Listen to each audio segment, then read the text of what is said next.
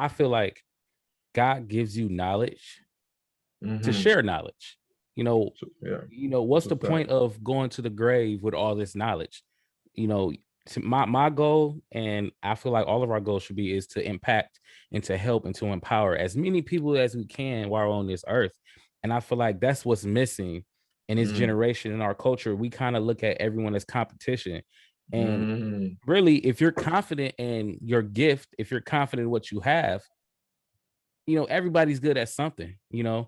Everybody has their lane. What is something, like some steps that we can take, or what is advice we can give to the younger generation coming up, because we're giving them knowledge.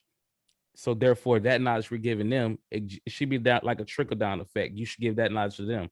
You should give that knowledge to the generation after you. Man, it's funny that you say that, because if I had to be known for one thing, like one line, Bryan Saint Louis is known for, it's almost exactly what you just said. I would love to be known for someone who cared enough for the next generation to help them to build themselves to the best that they can be.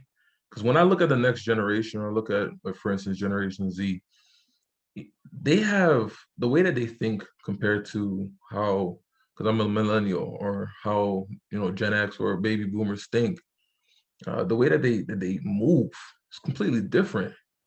And with the right mentoring, with the right tools, I feel like this is a generation that can do so much in the concept of impact in the world, uh, as well as I also believe they could do a lot of damage. But that all takes, I believe, with the right type of mentoring, with the right type of people who are willing to see the best in them and also guide them through. And so some of the steps that I would tell them, for instance, man, is look at the world in a different perspective, or from different lens that you typically have.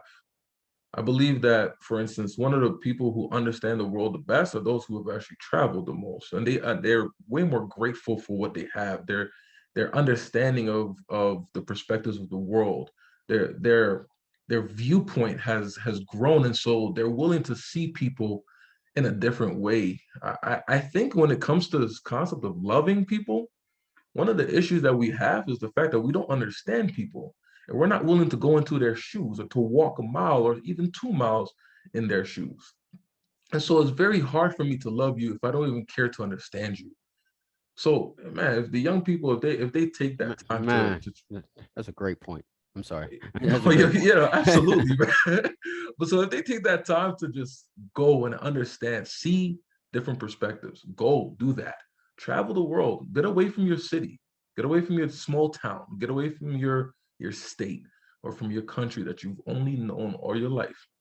See life in a different perspective. Learn from other nationalities, tongues, cultures, heritages, all of those, because that helps you to see life in a better way. And then number two, just get involved. If I have to give two simple things, see the world in a different way, like get yourself out there, and also get involved.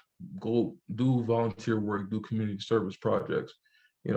Try do something that has nothing to do with your benefit and only someone else's benefit, because ultimately that will actually benefit you in your mind and emotion later on.